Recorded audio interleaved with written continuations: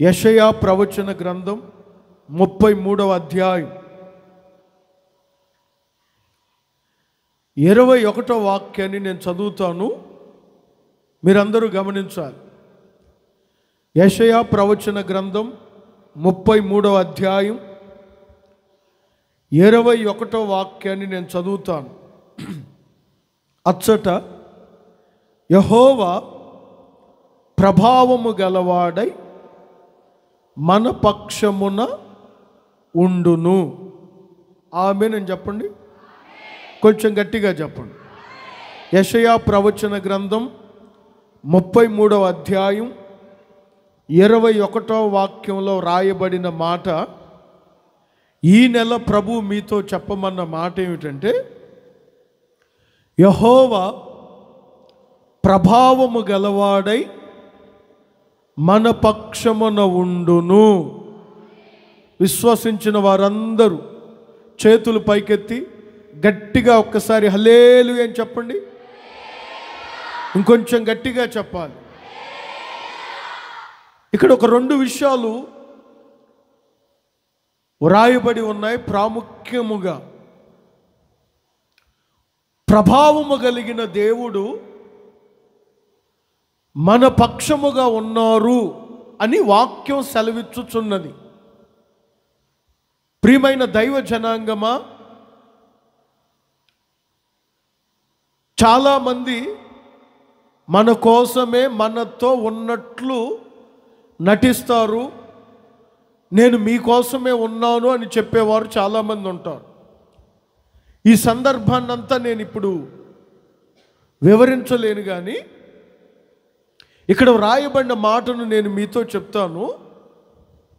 ఈ నెల మన దేవుడు ప్రభావము గలవాడై మీ పక్షముగా ఉండబోతున్నాడు.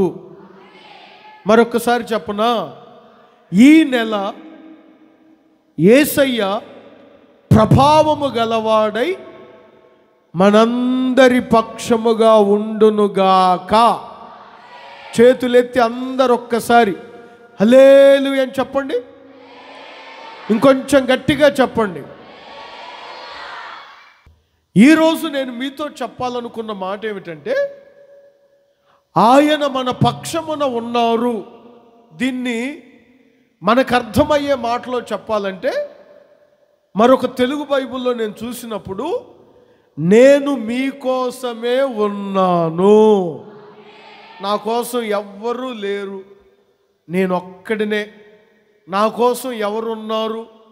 ఎవరు లేరు కదా, అందరూ దూరం అయిపోయారు కదా, అందరూ నన్ను విడిచిపోయారు కదా, నా కోసం ఎవరున్నారు? నా కోసం అసలు ఏ వ్యక్తి ఉన్నాడు అని అనుకోవద్దు. ఈరోజు దేవుడు చెప్తున్నాడు, నీ కోసమే నేనున్నాను, నేను మీకోసమే ఉన్నాను, నేను మీ పక్షమున ఉన్నాను, నేను మీతో ఉన్నాను. ఈ నెల ఆయన మన పక్షమై ఉండునుగాక, ఆయన మన పక్షమై ఉండునుగాక. దేవుడు క్లుప్తంగా మీతో చెప్తున్నారు, నేను మీకోసమే ఉన్నాను కదా. నా కోసం ఉన్న దేవుడు ఎవరు అని తెలుసుకోవాలి. నా కోసం చాలామంది ఉంటారు, మరి నా కోసం ఉన్న దేవుని గురించి నేను తెలుసుకోకపోతే ఎలా? నా పక్షమున ఉన్నాను, నేను మీ పక్షమునే ఉన్నాను అని దేవుడు చెప్పారు. ఒకసారి మీరు గమనించండి, నీ పక్షమున ఉన్న దేవుడు ఎవరు? నా మాటలు కొంచెం జాగ్రత్తగా వినాలి. నీ పక్షమున ఉన్న దేవుడు ఎవరు? ప్రభావము కలిగిన దేవుడు నీ పక్షమున ఉన్నాను అని చెప్పుచున్నాడు. ఈ నెల మీరందరూ ధైర్యముగా ఉండండి. ఆయన నీ కోసమే నీ పక్షముగా ఉండునుగాక, నీ పక్షముగా ఉండునుగాక, నా పక్షముగా ఉండునుగాక. దేవుడే చెప్పమన్నారు, మీకోసమే నేనున్నాను.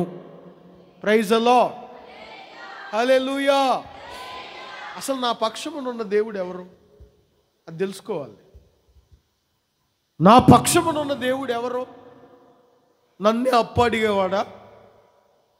నా పక్షమునున్న దేవుడు ఎవరు? నేను ఏదైనా పెడితే తినేవాడా? ఇదే ఆలోచన వచ్చింది నాకు. నేను మీ పక్షమునున్నాను, నేను మీ పక్షమునున్నాను అని అంటున్నారు. నా పక్షమున ఉన్నవాడు ఎవరో నాకు తెలియాలి. అప్పుడే కదా నేను ధైర్యంగా ఉండగలిగేది. అప్పుడే కదా నాలో ఏ ఆందోళన లేకుండా ఉండేది.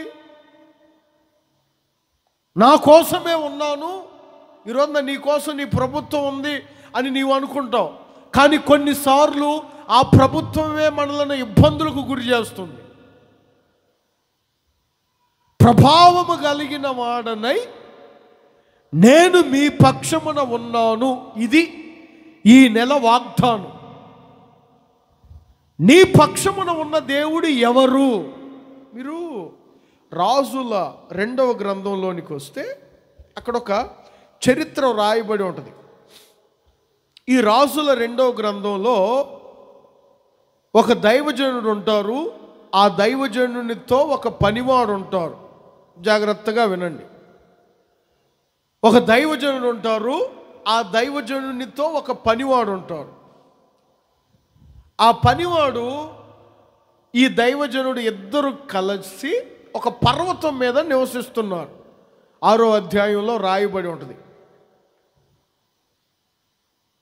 ఈ పనివాడు పెందల కాడే లేచి పర్వతం మీద ఉన్న ఒక గృహంలో పెందల కాడే లేచి పర్వతం చుట్టూ చూశాడు.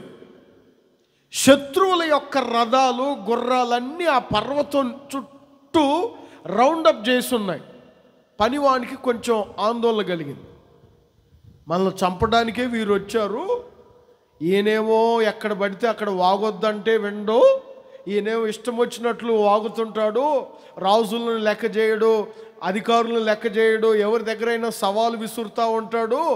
ఇప్పుడు చూడు తెల్లారిలోపు మమ్మల్ని చంపాలని వచ్చున్నారని కొంచెం ఆందోళన పడి కంగారు పడి నిద్రపోతున్న దైవజనుడిని పోయి లేపాడు ఆవేశంగా. బోధకుడా లే, దైవజనుడా లే, ఏరా అంత ఆవేశంగా లేపావు, రా ఒకసారి బయటికి రా. పర్వతం చుట్టూ శత్రువులు ఉన్నారు. పర్వతం చుట్టూ మనల్ని చంపడానికి వచ్చిన శత్రువులు ఉన్నారు. వెంటనే దైవజనుడు కంగారు పడవద్దురా, నీకొక్కసారి నా కోసమే ఉన్న దేవుని గురించి తెలుసా? అవునా, నీకోసం ఉన్నాడా? ఉన్నాడా? నీకోసం కాదు, ఆయన మన పక్షమై ఉన్నారు. మరి ఎందుకు కంగారు పడతావు? వారు శత్రువులు. వారి దగ్గర గుర్రాలు ఉండొచ్చు, వారి దగ్గర రథాలు ఉండొచ్చు, వారి దగ్గర కత్తులు ఉండొచ్చు, వారి దగ్గర బాణాలు ఉండొచ్చు. అయితే మన పక్షముగా ఉన్నవారు ఎవరో తెలుసా? 6వ అధ్యాయం 16వ వాక్యములో ఉంటుంది చూడండి. మన పక్షమును ఉన్నవాడు వారి కంటే, ఇది చెప్పాలి ఇప్పుడు మీరు, వారి కంటే, కొంచెం గట్టిగా చెప్పండి, ఈ నెల నీ చుట్టూ ఉన్న వారి కంటే నీ దేవుడు అధికుడై ఉండబోతున్నాడు. కొంచెం గట్టిగా చెప్పండి, ఇంకొంచెం గట్టిగా. వారిదే ఉందిరా, వారిని చూసి భయపడతావు, వీరిని చూసి కంగారు పడతావు. నీ కోసమే నీ పక్షముగా ఉన్నవాడు వారందరికంటే అధికుడై ఉన్నాడు. కొంచెం గట్టిగా చెప్పండి. నీకెవరున్నారు, నీకెవరున్నారు, నీకెవరున్నారు అని ఒకవేళ నీ దగ్గరకు వచ్చి ఎవరైనా హేళనగా ఎగతాళిగా మాట్లాడుతుంటే చెప్పండి, నా పక్షమున ఉన్నవాడు మీ దగ్గర ఉన్నవారి కంటే ఎవరు చెప్పండి, అధికుడు, గొప్పవాడు. నీకేం భయం లేదా? నీకేం కంగారు లేదా? నాకెందుకు ఆందోళన? ప్రశాంతంగా నిద్రపోతుంటే నిద్ర జడగొట్టావు పనికిమాలినోడా.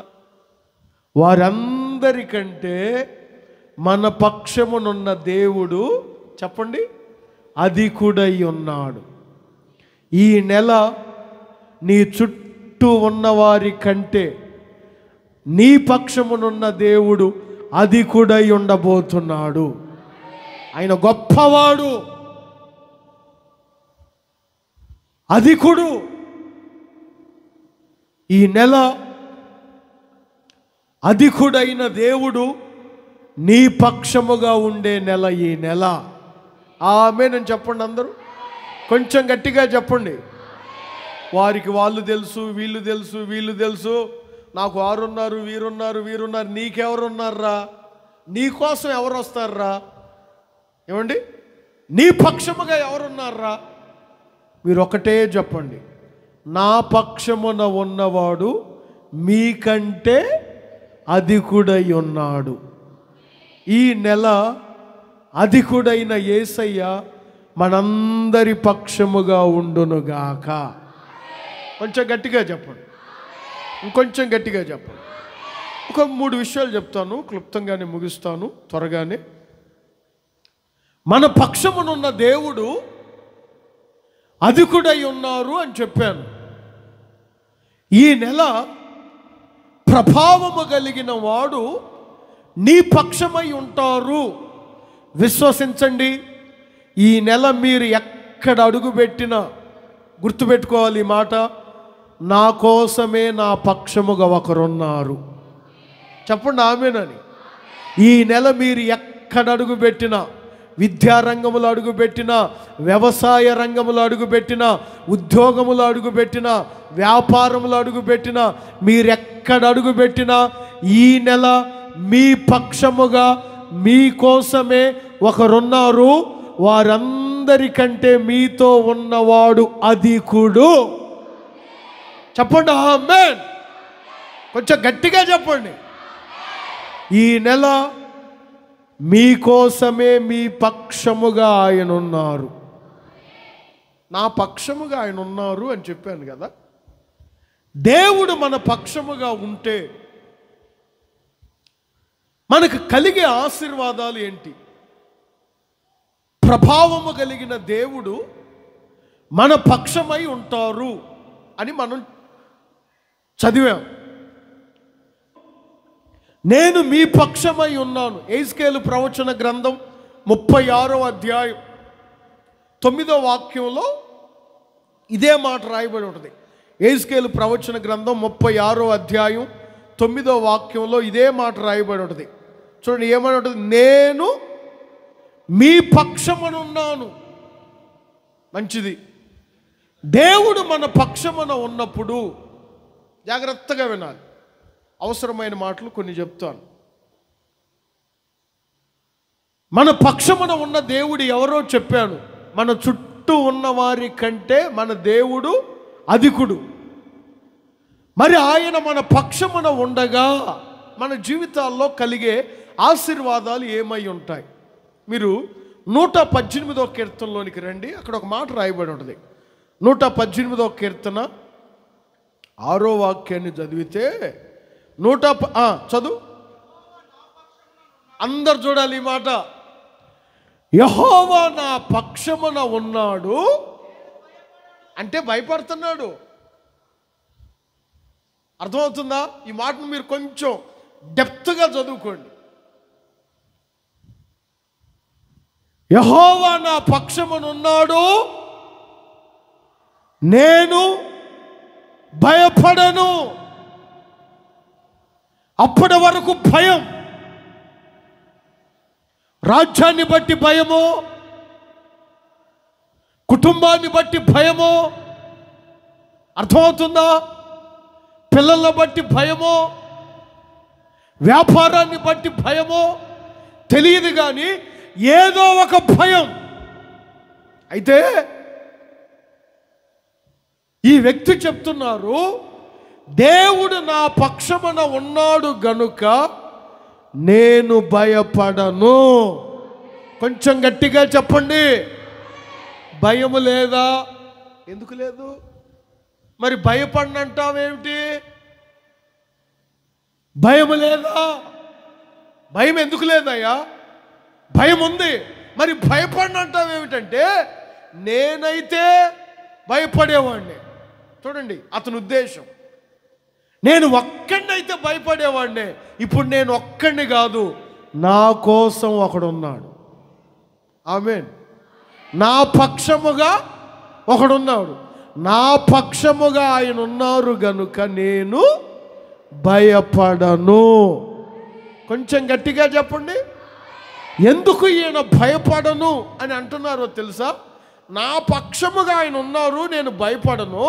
నరులు నాకేం చేస్తారు? దేవుడు నా పక్షము వహించి నాకు సహకారి అయి ఉంటారు. ఈ నెల భయపడవద్దు, దేవుడు మీ పక్షమై ఉంటారు. వాళ్ళని చూసి వీళ్ళు నా కోసం ఉన్నారు, ఆ నరుడు నా కోసం ఉన్నాడు, ఆ వ్యక్తి నా కోసం ఉన్నాడు, ఆ వ్యక్తి నా కొరకే వచ్చాడు, వాళ్ళు నీకేమీ చేయరు. ఏం కంగారు పడవద్దు, వాళ్ళు నీకేమీ చేయరు.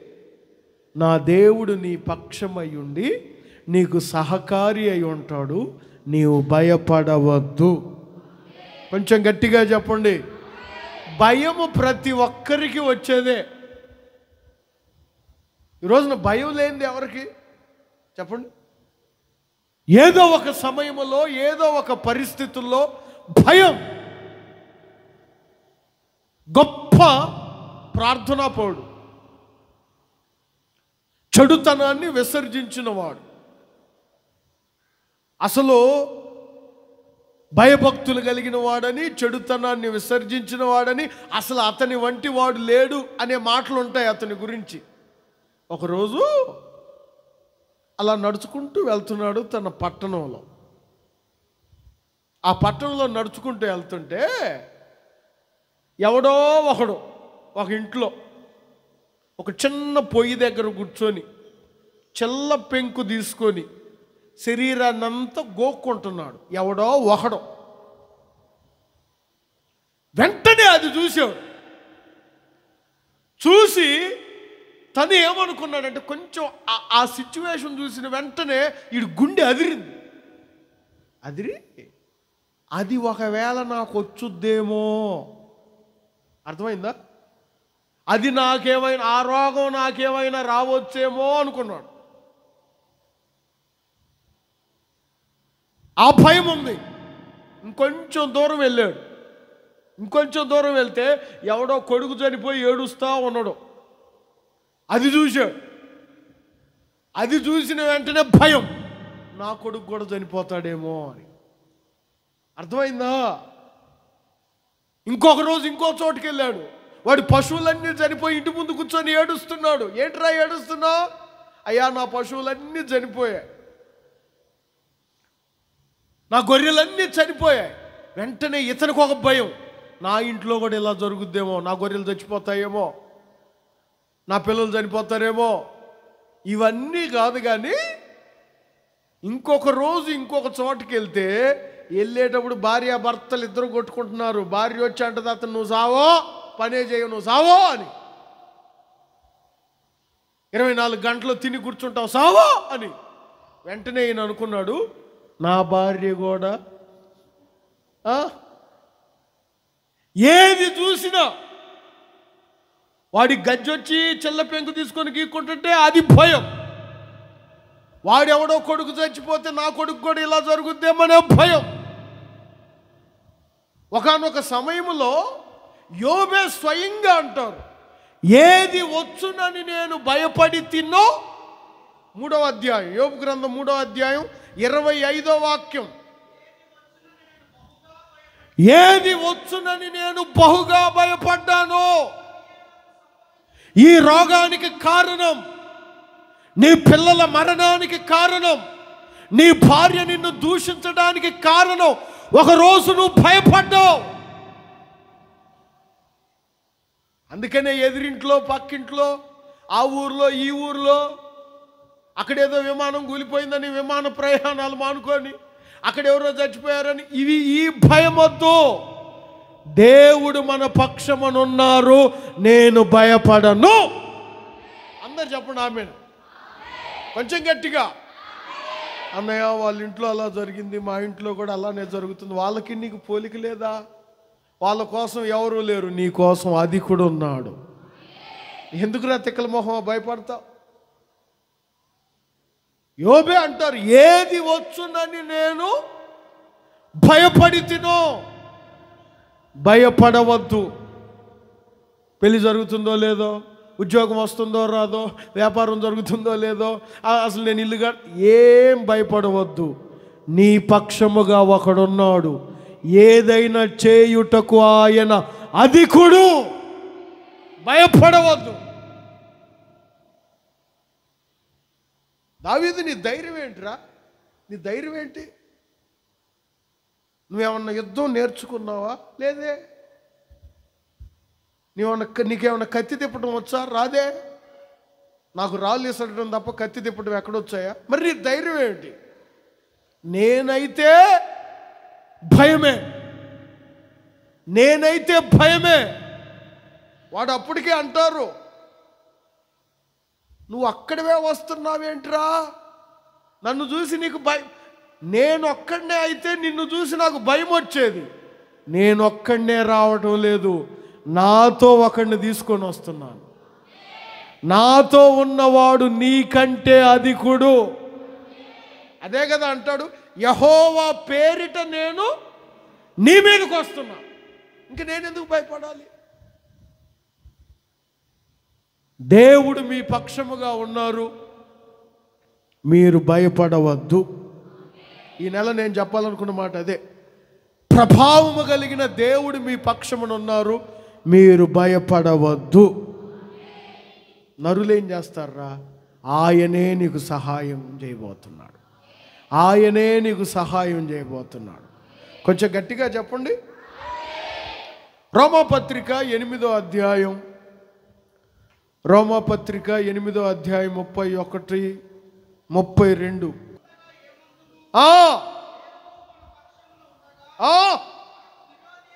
అందరూ విరోధులేరా బాబు? ఇంక విరోధి ఎవడు? విరోధులు లేరా? ఎందుకు లేరు? అందరూ విరోధులే.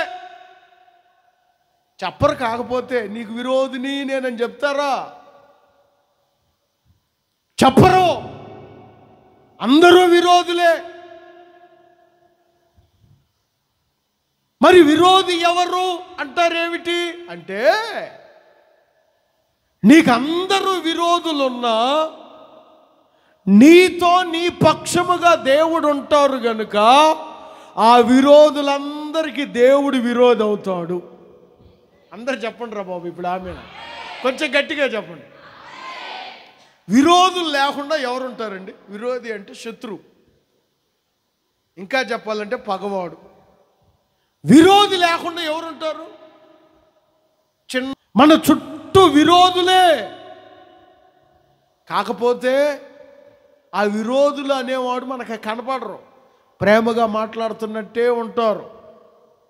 చెప్పరు, నీకు చెప్పరు. నేను విరోధిని అని చెప్తారా? చెబితే మనం బగలు కొట్టం. చెప్తారా నీకు విరోధిని నేనని? చెప్పరు. చెప్పకుండానే ఉంటారు. కొంతమంది విరోధులు ఉంటారు, మన ముందు మంచిగా పొగడుతుంటారు, మన తర్వాత మాత్రం మన గురించి వ్యతిరేకంగా చెప్తుంటారు. ఎందుకు లేరు విరోధులు? అడుగు బయట పెట్టినప్పటి నుంచి అడుగు లోపల పెట్టేంత వరకు విరోధులు ఎక్కువ మనకి. అయితే ఒకటి చెప్పనా, దేవుడు మన పక్షముగా ఉంటే, అర్థమవుతుందా? మనకు విరోధి ఎవరు? నీ పక్షముగా దేవుడు ఉంటే. కొంతమంది ఉంటారు చూడండి, పేతురు రాసిన మొదటి పత్రిక 5వ అధ్యాయం 8వ వాక్యంలో, నీ విరోధి అయిన అపవాది, అదే 24 గంటలు మీరు జాగ్రత్తగా ఉండాలి. ఎప్పుడు నిన్ను మృంగుదునా, నీ విశ్వాస జీవితాన్ని పతనం చేస్తానా, నీ ఆత్మీయతను పాడు చేద్దామా, నీ పిల్లల్ని చర్చికి రానివ్వకుండా నీ కుటుంబాన్ని పతనం ఎప్పుడు నిన్ను పడగొడదామా అని నీ విరోధి చూస్తూ ఉంటాడు. అర్థమవుతుందా? నా ప్రియమైన దైవ జనాంగమా, ఈ నెల ఒకవేళ నీ జీవితాన్ని పతనం చేయాలని, నీ ఆత్మీయతను దిగజార్చాలని, నిన్ను పాడు చేయాలని చూస్తున్న ప్రతి విరోధిని దేవుడు అణచివేయునుగాక. కొంచెం గట్టిగా చెప్పండి. నాకు విరోధులు ఎవరో? దేవుడు నా పక్షముగా ఉండగా. నేను ఎందుకు చెప్పానంటే ఈ మాట, నేను ఒక చిన్న సంగతిని చెప్తాను, జాగ్రత్తగా, చాలా జాగ్రత్తగా వినాలి ఈ మాట. ఇశ్రాయేలు ప్రజలు వారి దారిలో వారు వెళ్తున్నారు. వారి వల్ల ఎవరికి ఇబ్బంది లేదు. మేఘం ఎక్కడ ఆగితే అక్కడ గుడారం వేసుకుంటున్నారు, మళ్ళీ మేఘం కదిలితే వెళ్తున్నారు. మేఘమే వారు నడిపించింది. దేవుడు ఏది చెప్తే అది చేస్తున్నారు. ఎక్స్ట్రాలు ఏం చేయట్లా. ఒకవేళ అలా ఎక్స్ట్రాలు చేసేవాడిని కూడా దేవుడు ఉంచట్లా. ఇది వారి ప్రయాణం. వీరు అభ్యంతరంగా ఒక రాజుకి, అమ్మో వీరు మన పొలిమేరలోకి వచ్చారు,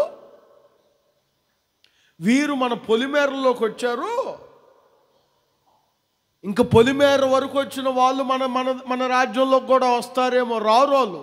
కానీ వీడు అనుకోవటం, పొలిమేరల వరకు వచ్చారు, మన రాజ్యంలోకి కూడా వస్తారేమో వీరు అని తిన్నగా వెళ్ళి ఫైట్ చేయవచ్చుగా. దద్దమ్మ ఏమండి, వీడు తెలివి చూడు. తిన్నగా వెళ్ళి ఫైట్ చేయవచ్చుగా. ఏదైనా ఫేస్ టు ఫేస్ మాట్లాడుకోరు కొంతమంది. ఈడు పోయి ఇంకొకరిని జడగొడతారు. అదంటగా ఇదంటగా. ఊరు నీకేదన్నా ప్రాబ్లం ఉంటే నువ్వు వచ్చి డైరెక్ట్గా నువ్వు ఎవరితో ప్రాబ్లంగా ఉన్నావో ఆ ప్రాబ్లంని తీర్చుకో. అలా చేయరు.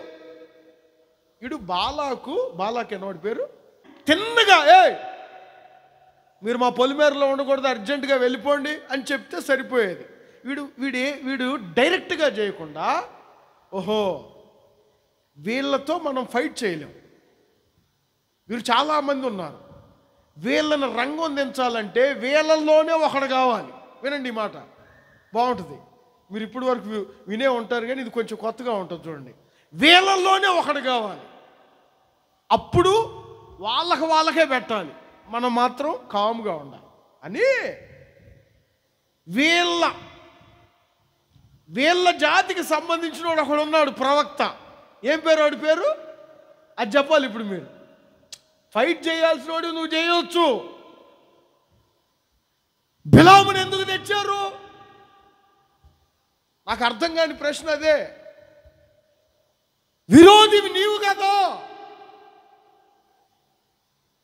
నీవు వెళ్ళి వాడితో యుద్ధం చేయాలి, వారిని మృంగివేయాలి. వాడొచ్చి కొంత డబ్బిచ్చి వీడిని విరోధిగా పెట్టాడు. అర్థమైందా? నా ప్రియమైన దేవుని బిడ్డలారా, మీరు జాగ్రత్తగా వినండి. పాపం వీడు వివేచన లేక డబ్బుకు మోసపోయి వాడి మాటలు విని తిన్నగా వీరిని నాశనం చేయాలని బయలుదేరితే దేవుడు ఒక మాట అంటారు. ఏమంటారో తెలుసా? బిలాముతో,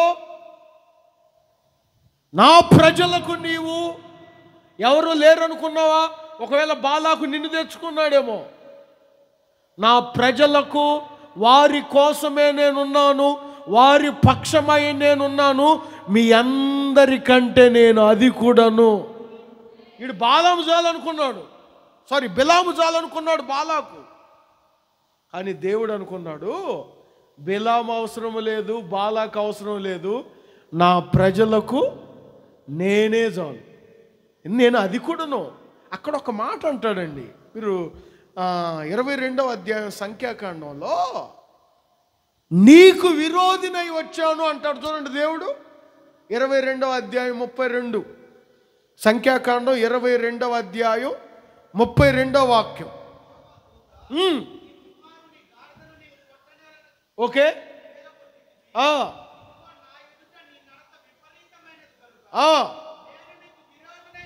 నీకు విరోధినై.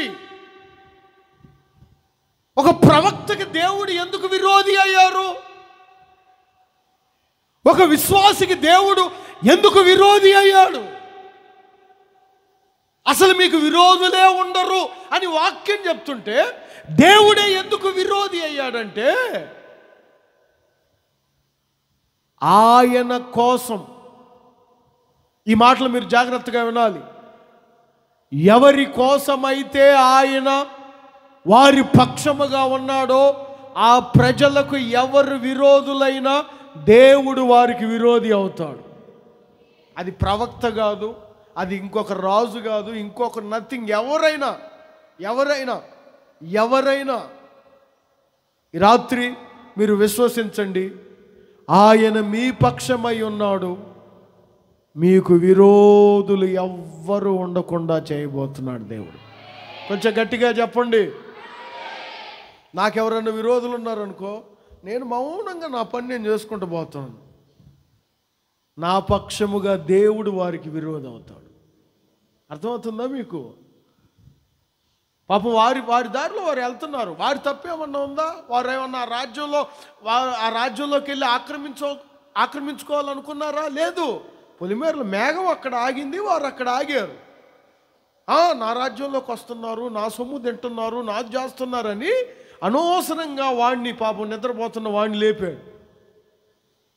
రే బిలాము, నేను నీకు అదేంటి ప్రభువా, నాకు నీవు చెప్పాల్సింది పోయి నాకు విరోధిని అవుతావంటావు ఏంటంటే, నా ప్రజలకు నీవు విరోధిగా బయలుదేరావు. అందుకే నేను నీకు, ప్రియులారా, ఈ నెల మీ చుట్టూ విరోధులను ఎవ్వరిని లేకుండా దేవుడు చేయబోతున్నాడు. కొంచెం గట్టిగా చెప్పండి.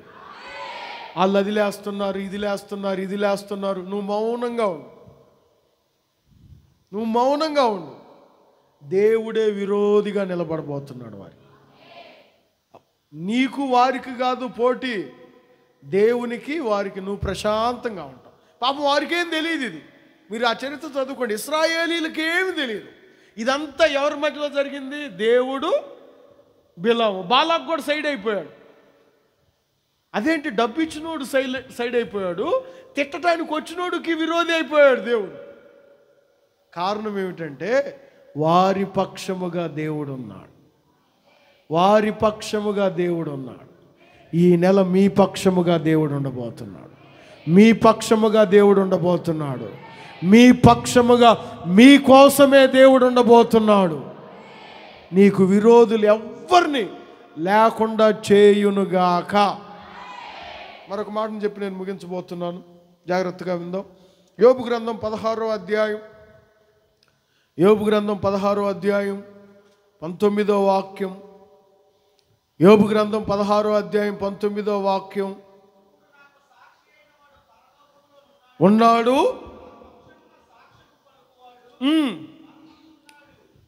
నా పక్షముగా సాక్ష్యము పలుకువాడు పరమందు ఉన్నాడు. జాగ్రత్తగా ఈ మాటలు వినండి.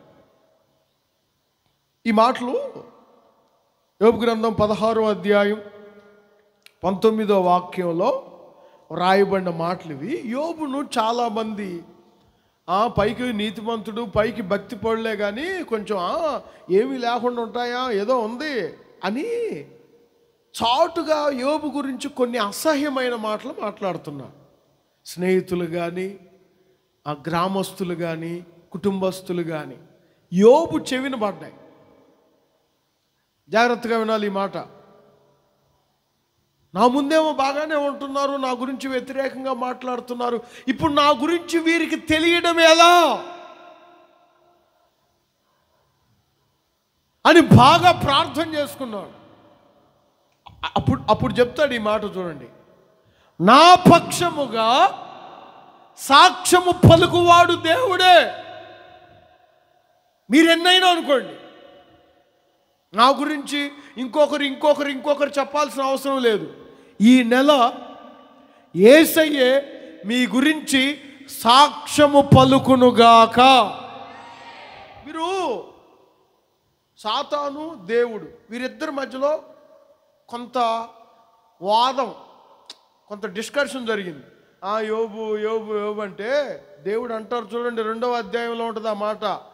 నా సేవకుడైన యోబు, 2వ అధ్యాయం 3వ వాక్యం యోబు గ్రంథంలో చూడండి ఏమంటాడు దేవుడు, నా సేవకుడైన యోబు సంగతి ఆలోచించావా, అతడు యథార్థవంతుడు, న్యాయవంతుడు. ఎవరు చెప్తున్నారు ఈ మాట? దేవుడే పలుకుతున్నాడు సాక్ష్యం. నా ప్రియమైన దైవ జనాంగమా, ఈ రాత్రి వాగ్దానపూర్వకంగా నేను ఈ మాట చెప్తున్నాను. చాలామందిలో నేను ప్రయాసపడ్డాను, నేను కష్టపడ్డాను, నేను చాలా శ్రమ పడుతున్నాను. నా గురించి ఎవరు ఏం చెప్పడం లేదు, నా గురించి అసలు ఎవరు పట్టించుకోవడం లేదు, నా గురించి ఎవరు ఏమీ అనుకోవట్లేదు అనేం బాధపడొద్దు. దేవుడే మీ గురించి సాక్ష్యం చెప్పబోతున్నాడు. దేవుడే మీ గురించి సాక్ష్యం చెప్పబోతున్నాడు. యోబును కూడా చాలామంది యోబు స్నేహితులు, అంత దూరం నుంచి పరిగెత్తుకుని వచ్చిన స్నేహితులే, బురద లేకుండా జమ్ము పెరుగుతుందా, నీలో ఏదో ఉంది, పైకి మాత్రం యథార్థవంతుడు, న్యాయవంతుడు, నీతిమంతుడు అంటున్నావు, కానీ ఏదో ఉంది నీలో. ఒకరోజు వచ్చింది దేవుడు అంటారు, నా సేవకుడైన యోబు యథార్థవంతుడు. ఎవరు చెప్పారు ఈ మాట? బోర్డు పెట్టుకోవాలి. ఈ మధ్య కొంతమంది సేవకులు బోర్డు పెట్టుకుంటారు, ప్రవచన వరం, స్వస్థత వరం, 45 వరాలు, 32 భాషలు. అబ్బా, మనం చెప్పుకోని అవసరంలా. సాక్ష్యం ఇచ్చువాడు నీ కొరకు అనేకుల ఎదుట నీ గురించిన సాక్ష్యం చెప్పబోతున్నాడు. నీ పక్షముగా ఉన్న దేవుడు నిన్నెవరైనా అంటుంటే ఒప్పుకోడు. నీ పక్షముగా ఉన్న దేవుడు నిన్నెవరైనా హేళనగా, చులకనగా, ఎగతాళిగా మాట్లాడుతుంటే ఒప్పుకోడు. నీ గురించిన సాక్ష్యము వారికి తెలియపరచబోతున్నాడు. కొంచెం గట్టిగా చెప్పండి ఆమేనని. మోషే అనే దైవజనుడు ఉన్నాడు, కొంచెం వ్యతిరేకంగా ఒక చిన్న పని చేశాడు. అందరికి మోషేకి వ్యతిరేకమైపోయారు. మోషే గురించి సేవకుడు అలా చేయొచ్చా, ఇలా చేయొచ్చా, ఇలా నడవచ్చా అని. అసలు అంతెందుకండి, ఆ సంఘంలో ఒక వర్గమే లేచింది మోషేకి వ్యతిరేకంగా. ఉన్నోడు ఉన్నట్టు ఉండడు కదా, తాను జడ్డ కోతి వనమంతా జడిపినట్టు కొంతమంది ఉంటారు పని కట్టుకొని. వాడికి ఒక్కడికి ఏదన్నా వార్త తెలిస్తే వాడితోనే మింగేసుకోడు. వాడు అర్జెంటుగా ఇంకొకటికి చెప్పాలా, ఆ ఊర్లో వాడు ఇంకొకటికి చెప్పాలా. వీళ్ళందరూ కలిసి వాడిని బ్లేమ్ చేయాలి, వాడి మీద తప్పు మోపాలి. ఇలానే ఒక వర్గం అంతా సమాజంలో, ఆ సంఘంలో మోషేకి వ్యతిరేకంగా లేచారు. అందరూ వచ్చే మోషే అది, మోషే ఇదంటే ఒక స్వరం వినపడుతుంది, నా సేవకుడైన మోషే గురించి మాట్లాడటానికి మీరెవరు? నా ఇల్లంతటిలో మోషే. ఎవరు చెప్పారు ఈ మాట? ఎవరు చెప్పారు? మోషే చెప్పుకున్నాడా, లేకపోతే మోషే చుట్టూ ఉన్నవారు చెప్పుకున్నారా? పరమందున్న అధికుడైన దేవుడు మోషే కోసమే, మోషే పక్షముగా సాక్ష్యం పలికాడు. కొంతమంది మన డబ్బా మనమే, మన గురించి మనమే. ఇంకా నిద్ర లేచిన మొదలుకొని పడుకునే అంతవరకు ఇంకా మనమే. దేవుడే మీ గురించిన సాక్ష్యం ఇవ్వబోతున్నాడు. కొంచెం గట్టిగా చెప్పండి, ఇంకొంచెం గట్టిగా చెప్పండి. నీ పక్షముగా ఉన్న దేవుడు నీ కొరకు ఒక గొప్ప సాక్ష్యాన్ని అనేకులకు తెలియపరచబోతున్నాడు. Praise the lord. కొంచెం గట్టిగా చెప్పండి, ఇంకొంచెం గట్టిగా. ఒకవేళ నీ గురించి ఎవరైనా హేళనగా, ఎగతాళిగా, చులకనగా మాట్లాడుతున్నారేమో, ఏం బాధపడకండి, మీరు ప్రార్థన చేసుకోండి. ఈ నెల ప్రభావము కలిగిన దేవుడు నీ పక్షముగా ఉన్న నెల. ఈ నెల నీ పక్షముగా ఉన్న దేవుడు యోబు గురించి ఎలాంటి సాక్ష్యం ఇచ్చాడో, మోషే గురించి ఎలాంటి సాక్ష్యం ఇచ్చాడో, రేపటి రోజు నీ గురించి గొప్ప సాక్ష్యాన్ని ఇవ్వబోతున్నాడు. గొప్ప సాక్ష్యాన్ని ఇవ్వబోతున్నాడు. Praise the Lord. హల్లెలూయా. ఇంకొంచెం గట్టిగా చెప్పండి, ఇంకొంచెం గట్టిగా చెప్పండి. ఈరోజు చాలామంది జీవితాల్లో ప్రయాసపడుతున్నాము, కష్టపడుతున్నాము, మమ్మల్ని ఎవరు గుర్తించడం లేదు, మా మీద ఎవరు శ్రద్ధ చూపించడం లేదు. మీరేం బాధపడమాకండి. దేవుడే మీ గురించిన గొప్ప సాక్ష్యాన్ని తెలియపరచబోతున్నాడు. Praise the Lord. హల్లెలూయా. నా పక్షముగా ఉన్నవాడు నా గురించిన సాక్ష్యం ఇవ్వబోతున్నాడు. నా పక్షముగా దేవుడు ఉన్నారు, నేను ఎవరికి భయపడను. నా పక్షముగా ఆయన ఉన్నాడు, నాకు విరోధులు ఎవరు? కనుక నా ప్రియమైన దేవుని బిడ్డలారా, ఈ నెల యెహోవా ప్రభావము గలవాడై మీ పక్షముగా ఉండునుగాక.